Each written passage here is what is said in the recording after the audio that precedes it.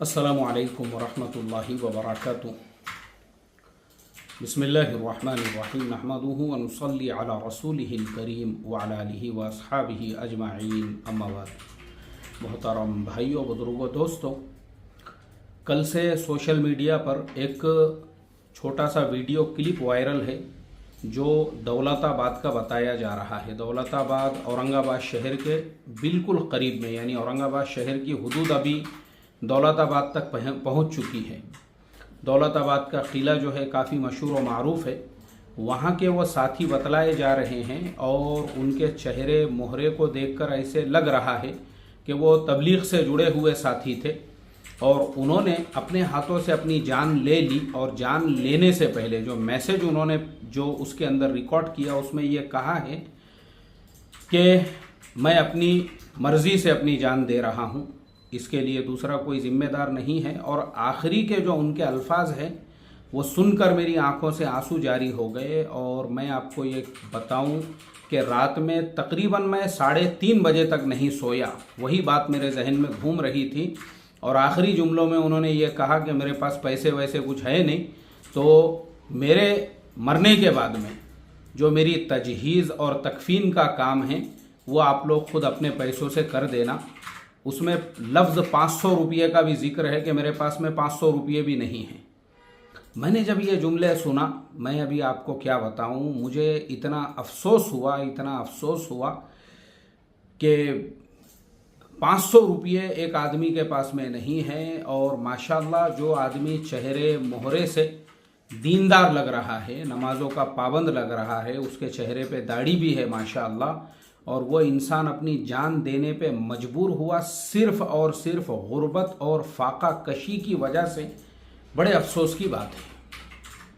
अब इसके लिए जो है ना, हम किसी को कसूरवार नहीं ठहरा सकते हैं। अक्सर ऐसा होता है, हम लोग ये कहते हैं भाई पड़ोस में इतना बड़ा औरंगाबाद शहर है और वही दौलताबाद और औरंगाबाद के दरमियान में 50 ढाबे ऐसे हैं जहाँ पे औरंगाबाद के लोग अपनी फैमिलीज़ के साथ में जाते हैं और 10-10 और 15-15 हज़ार रुपये एक एक रात के खाने पे उड़ा देते हैं।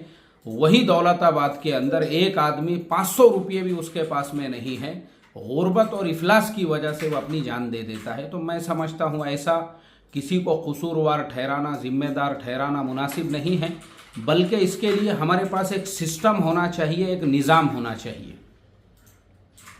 अगर हम उस सिस्टम, उस निज़ाम पे अमल करेंगे ना, तो देखो ये जो हालात है ये कोई पहला वाक़या नहीं है। वही औरंगाबाद को लगकर पड़ोस में बीड़ ज़िला है। आज से कुछ सालों पहले उस बीड़ ज़िले के अंदर भी एक बहन ने रमज़ान के महीने में ऐसे ही गुर्बत और इफलास की वजह से जान दे दी।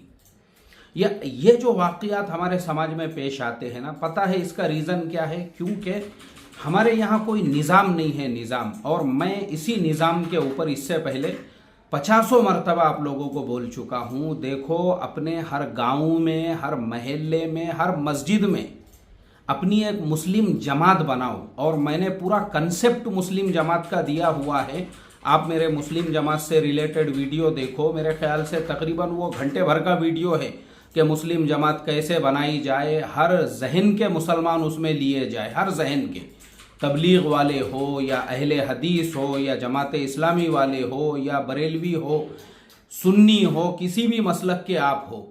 अगर आप मुसलमान हैं, हर मसलक के मुसलमानों को लो, हर शहर में अपनी एक मुस्लिम जमात बनाए जो मुसलमानों के सामाजिक मुद्दों पे काम करे।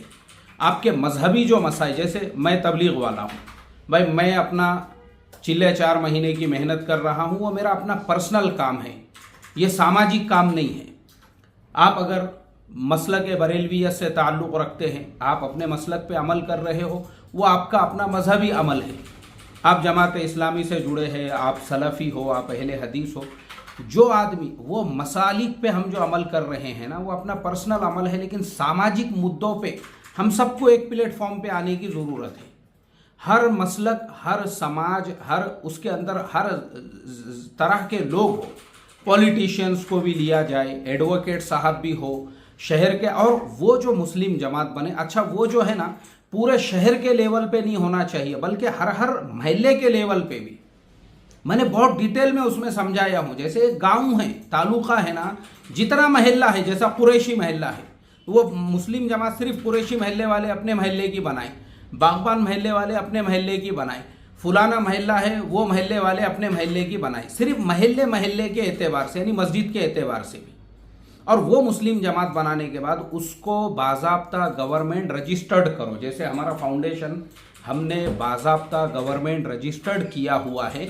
आप उसको जब बाज़ाब्ता गवर्नमेंट रजिस्टर्ड करोगे फिर उसका एक अकाउंट बनाओ बैंक में, उसका करंट अकाउंट, और जितना भी ट्रांजैक्शन होगा। अब काम कैसे करेंगे आप, जो महल्ले की ज़कात है ना, अब जैसे कुरैशी महल्ला है तो कुरैशी महल्ले की पूरी ज़कात आप उसी मुस्लिम जमात के अकाउंट में जमा करो।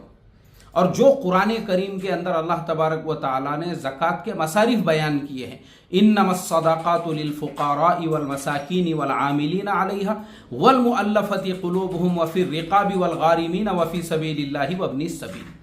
आप देखो आपकी ज़कात इन 8 मदों में खर्च हो रही है या नहीं हो रही है।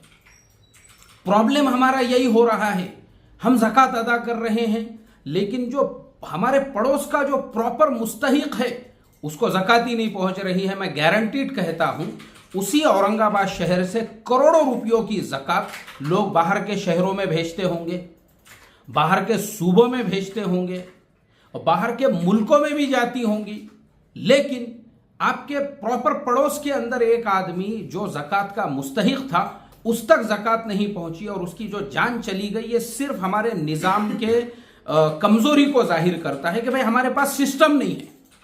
सिस्टम अगर हमारे यहाँ होता, पूरा निज़ाम, ये जो मुस्लिम जमात का मैंने कंसेप्ट बताया ना, अगर ये हमारे यहाँ पे होता वो आदमी महरूम नहीं रहता। तो मैं आपको इसकी 2 मिसालें देकर बताऊंगा। मेरे एक अजीज दोस्त हैं, एक बहुत बड़े करोड़पति सेठ साहब है, वो उस महल्ले में इमामत करते हैं और वो करोड़पति साहब जो है उनके मुसल्ली है।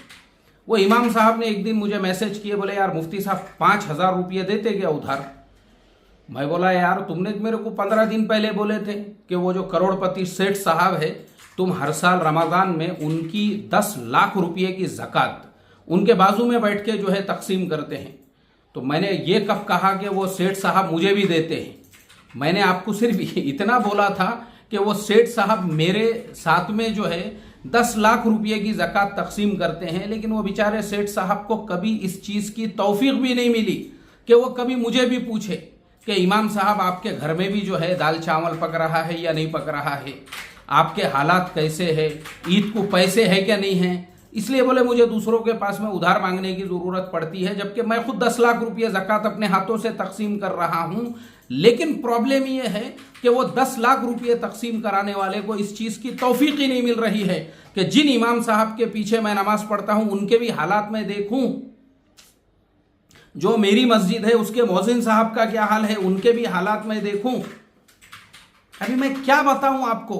अब एक दूसरे इमाम साहब का वाक़या, वो भी मेरे अजीज दोस्त है, वो बता रहे थे, बोले मुझे जो है एक साहब ने 50,000 रुपये उनके अकाउंट में ट्रांसफ़र किए और वो करने के बाद उन्होंने ये कहा, कोरोना के टाइम की बात है ये, बोले इसका अनाज वगैरह जो है तुम फुलाने झोपड़पट्टी एरिया के अंदर तकसीम कर दो जहाँ मुसलमानों की आबादी है सबसे ज़्यादा। बोले मैंने वो 50,000 रुपये का अनाज पानी वगैरह सब वो एरिया में तकसीम किया और मेरे खुद के घर के हालात ऐसे थे कि मेरे खुद के घर के अंदर कुछ भी नहीं था। उनको उधार लेने की, कर्ज मांगने की ज़रूरत पड़ गई। रीज़न क्या है? सिस्टम नहीं होने की वजह से, निज़ाम नहीं होने की वजह से। तो प्रॉब्लम यही है। मैं जो बता रहा हूँ, औरंगाबाद शहर इतना बड़ा शहर मुसलमानों का, लेकिन मैं वहाँ के लोगों को ब्लेम नहीं कर रहा हूँ। मैं ये हर शहर वालों को, हर बस्ती वालों को, हर मस्जिद वालों को बोलना चाहूँगा, सिस्टम बनाओ। मैंने जो मुस्लिम जमात का आपको बताया ना, अरे भाई अल्लाह के वास्ते वो सिस्टम बनाओ, वो निज़ाम बनाओ। जब आप वो सिस्टम बनाओगे, निज़ाम बनाओगे ना, देखो वो निज़ाम कैसे काम करता है आपको मालूम है। ये मस्जिदवार जमात का निज़ाम हमारे बड़ों ने क्यों तय किए थे? हज़रत जी मौलाना इनामुल हसन साहब रहमतुल्लाह अलैह के ज़माने में ये मस्जिदवार, और मैंने सामने बैठ के मरकज़ निज़ामुद्दीन में, मुझे याद है अच्छी तरह से, सईद मियाँ भोपाली रहमतुल्लाह अलैह, वो उनके सामने बैठ के रोज़ाना सुबह 10 बजे से लेके तो 12 बजे तक जो है रवानगी की बात होती थी। तो अक्सर मेरी कोई जिम्मेदारी उस टाइम पे नहीं रही। मैं जो है जमातों के रुख बनाने वाली जमात में बैठता, यानी वो बनाया करता था पर्चियाँ, और वहीं पे मैं वो बयान भी सुना करता था पूरे ध्यान तवज्जो से। तो मैंने कई मरतबा सुना अलग अलग लोगों से, कभी मियाँ जी अज़मत रहमतुल्लाह अलैह, कभी सईद मियाँ भोपाली रहमतुल्लाह अलैह, इस तरह से लोग बदलते रहते थे और वो लोग मस्जिद वार जमात का कंसेप्ट वहाँ पे बताते हैं। वो उसमें यही बोलते थे कि देखो ये मस्जिद वार जमात का जो मकसद है वो खाली छू के आना नहीं है, एक फॉर्मेलिटीज़ पूरी करना नहीं है कि उसके अंदर 5 लोग बैठ गए, भाई तुम रफ़ीक भाई के घर पे, शफीक भाई के घर पे और तुम शकील भाई के घर पे चले जाओ। अब वो गए, दरवाजे को छू के आ गए, हाँ गए थे, मुलाकात नहीं हुई, हाँ गए थे, हमने 3 दिन की उसूली लेके आ गए, हाँ गए थे हम, और यहाँ जो है 2 साथी तालीम में बैठे हुए हैं। ये जो है ना, हम क्या कर रहे हैं, एक फॉर्मेलिटीज़ पूरी कर रहे हैं, जबकि हज़रत जी मौलाना इनामुल हसन साहब रहमतुल्लाह अलैह का जो मकसद था वो ये कि मस्जिद वार जमात के ज़रिए से उस पूरे महल्ले के मसाइल हल हो। उस महल्ले के अंदर किसी बहन बेटी का तलाक हो रहा है, वो मस्जिद वार जमात में हल हो। कोई लोगों को पुलिस स्टेशन में जाने की ज़रूरत ना पड़े, अपने घर के मसले मसाइल वो मस्जिद वार जमात में लेकर आए। ये मैंने सुना हूँ, मैं मेरे दिल से नहीं बोल रहा हूँ, अपने बड़ों से, अपने बुजुर्गों से, कि भाई मस्जिद वार जमात का मकसद ये था। लेकिन आज क्या हो गया है, तो इसीलिए मैंने ये मुस्लिम जमात का कंसेप्ट लेकर आया। छोड़ दो मस्जिद वार जमात जो काम कर रही है, उन्होंने सिर्फ उसी तश्कील को और मुलाकातों को ही मस्जिद वार जमात का काम समझा हुआ है, करने दो उनको। लेकिन असली काम ये था कि पूरे महल्ले की जमात जो है वो मस्जिद वार जमात, ज़कात जो है वो मस्जिद वार जमात तय करे। भाई पूरे अपने महल्ले में, अब मैं खुद आपको बताता हूँ, खुद मस्जिद वार जमात में 2 टाइप के साथी बैठते हैं। एक करोड़पति बैठता है जो 50 लाख रुपये ज़कात तकसीम कर रहा है, और वहीं पे गरीब बैठता है जिसका किराए का रिक्शा है, और जो रिक्शा कभी उसका नहीं चला तो उसके घर में फाके होते हैं। दोनों एक ही मस्जिद वार जमात में बैठे हैं, लेकिन एक सिस्टम, एक निज़ाम नहीं होने की वजह से दोनों को दोनों के बारे में पता नहीं है। अब आप देखो ना, ये जो दौलताबाद वाले साथी है, आप इनके चेहरे से देखो, साफ तौर पे नजर आ रहा है ये बेचारा अल्लाह का बंदा, तबलीग से जुड़ा हुआ साथी था। ये मस्जिद वार जमात का जो है ना, ये सिस्टम और निज़ाम हमारे बड़ों की तरफ से, और उसके अलावा भी अब जैसे हफ्तेवारी इज्तिमा में अपने घरों से डब्बा लेकर आने का जो हुक्म है कि भाई सब लोग जो है ना हफ्तेवारी इज्तिमा के दिन अपना दस्तरखान लेकर आए। इसीलिए अब हमने क्या किए, अपनी मनमानी चल रही है, बिरयानी की देग एक लगा देते वहाँ पे, और ये बिल्कुल हमारे बड़ों के मंशे के खिलाफ है। इसीलिए फितने पैदा हो रहे हैं, क्योंकि अब पैसा सबके पास में आ गया है। अब हर आदमी बोल रहा है ये हफ्ते मेरी देग, दूसरा बोल रहा मेरी देग। अब देग अगर नहीं चढ़ा, क्योंकि बताना है ना समाज को अब के भाई मैं भी बहुत पैसे वाला हो गया हूँ, ये हफ्ते मेरी देग, अब इसकी देग उसकी देग में जो मारामारी हो रही है, झगड़े हो रहे हैं, क्यों? अब नफ्स परस्ती आ गई हुई है खिलाने के मामले में, जबकि वो देग का कंसेप्ट ही फेल है। वो मत लगाओ देग, डब्बों का कंसेप्ट क्यों था? आप एक दस्तरखान पे बैठ के खाना खा रहे हो ना, तो लोगों के घरों का जो खाना आ रहा है आपको पता चले, आपका कौन सा साथी गरीब है, कौन से साथी के हालात कैसे हैं, किसने कैसा डब्बा लेके आया, तो क्यों लेकर आया। इस हफ्ते भी उसके डब्बे में गोश्त नहीं था, अगले पिछले हफ्ते में भी नहीं था, 3 हफ्तों से क्या उसके हालात है घर के, अपने घर की मस्तूरात को भेज के उसके घर के हालात का आप पता करो। अरे दावत का जो काम है ना, अल्लाह ताला ने हमारे बड़ों की मेहनत से पूरे आलम में जो पहुंचाया, और आलम में आज हज़ारों लोग जो ईमान में दाखिल हो रहे हैं ना, यही कुर्बानियों की बुनियाद पर। मगर हमने वो कंसेप्ट को जिन जहाँ जहाँ पे लोग अमल कर रहे हैं माशाल्लाह, वहाँ पे पूरा काम बराबरी से चल रहा है। लेकिन जहाँ हमने इसको नहीं समझे ना, वहाँ पे ये मसाइल पैदा हो रहे हैं। एक आदमी जो है, अल्लाह हमारी हिफाजत करे और अल्लाह हमको माफ़ करे। और मैं आपको इतना प्रवचन जो दे रहा हूँ ना, देखो मेरा अपना भी एक ज़कात का निज़ाम है। ये क्या होता है ना कि हम भी, जो आदमी ज़कात दे रहा है ना, सबसे पहला हक उसके ऊपर उसके अपने रिश्तेदारों का है। वो ये देखे मेरे भाई बहनों में, मेरे साले सालियों में, मेरे साड़ुओं में, मेरे बहनोइयों में, मेरे पड़ोस वालों में, मेरे बिल्डिंग वालों में। और मैं गुलू के साथ में नहीं बोल रहा हूँ, ये मेरा बेटा पीछे बैठा हुआ है, ऐसे बहुत सारे लोग जो मेरे बिल्डिंग में पहले रहते थे वो चले गए, उनके गुर्बत के हालात है, उनके कैसे हालात है, मैंने ये सब काम इनको दिया हुआ हूँ। भाई सबके हालात के ऊपर नज़र रखो, और जिसको जब ज़रूरत पड़ती है ना, उस एतबार से, क्यों आपके ऊपर उनका हक है, वो आपके पड़ोसी है, कल क़यामत में पूछोंगी आपकी, भले उन्होंने आपकी बिल्डिंग छोड़ दी हो। और मेरे 20 से ज़्यादा रिश्तेदार है जिनकी मैंने मेरे खुद से, ये फाउंडेशन से नहीं, क्योंकि मैं मेरी ज़कात देता हूं ना, तो उनकी पेंशन शुरू किया हुआ हूं। और मैं क्यों बता रहा हूं आपको मेरे ही मुंह से, ये सिखाने के लिए कि ज़कात का सिस्टम निज़ाम ऐसे होता है। ये शिकवे शिकायत करने के लिए नहीं होता है, अरे गरीबी में उन्होंने अपना साथ नहीं दिए, अरे गरीबी में उन्होंने अपने ऊपर हंसे, अरे उन्होंने कौन सा, तो अपने को क्या करने का। ये एकदम जानवर पने वाली सोच है। अल्लाह ने आपको अता किया है ना, अरे हुस्ने सुलूक करो, सगे भाइयों के साथ, बहनों के साथ, अपने सालों के साथ, सालियों के साथ, साड़ुओं के साथ, फिर अपने अड़ोस पड़ोस वालों के साथ, तो समाज में से गरीबी और गुर्बत दूर होगी। हमको अपने अड़ोस पड़ोस वालों के हालात ही नहीं मालूम है, और हम जो है लाखों रुपयों में ज़कात तकसीम कर रहे हैं जो पूरे दुनिया में जा रही है, और पड़ोसी के घर में चूल्हा नहीं जल रहा है। अल्लाह हिफाजत फरमाए। तो इसके लिए देखो, ये जो कंसेप्ट है ना, किसी को हम कसूरवार नहीं ठहरा सकते हैं कि लोग इतनी बड़ी शादियां कर रहे हैं या दावतें, ठीक है वो उनका अपना अमल है, लेकिन हमको एक सिस्टम, एक निज़ाम हर मस्जिद के एतबार से, हर महल्ले के एतबार से बनाना पड़ेगा। हर महल्ले वाले खाली महल्ले वालों को कवर करे ना, तो इंशाल्लाह पूरे महल्ले के मसले हल। गांव वाले गांव के एतबार से, छोटा गांव अगर एक ही मस्जिद है, मस्जिद के हिसाब से ही अगर आपने उस पे अमल किए, ये जो मैंने अभी आपको मुस्लिम जमात का जो बताया, और पूरा डिटेल में वीडियो देखने का तो है चैनल पे, आप तलाश करके देख लो। तो मैं समझता हूं ना, मुसलमानों के ये सारे मसाइल, शादी ब्याह के मसाइल, जैसे मैंने खुद एक गांव का वीडियो डाला हुआ हूं चैनल पे, मुझे पता नहीं अभी कितने साल पहले मैंने वो डाला था। एक गांव में खाली एक इमाम साहब ने पूरे गांव का निज़ाम ऐसा बदल दिए है कि वो गांव में सिगरेट नहीं बिकता है, वो गांव में गुटखा नहीं बिकता है, वो गांव में तंबाकू नहीं बिकता है, वहाँ की किराना दुकानों के ऊपर।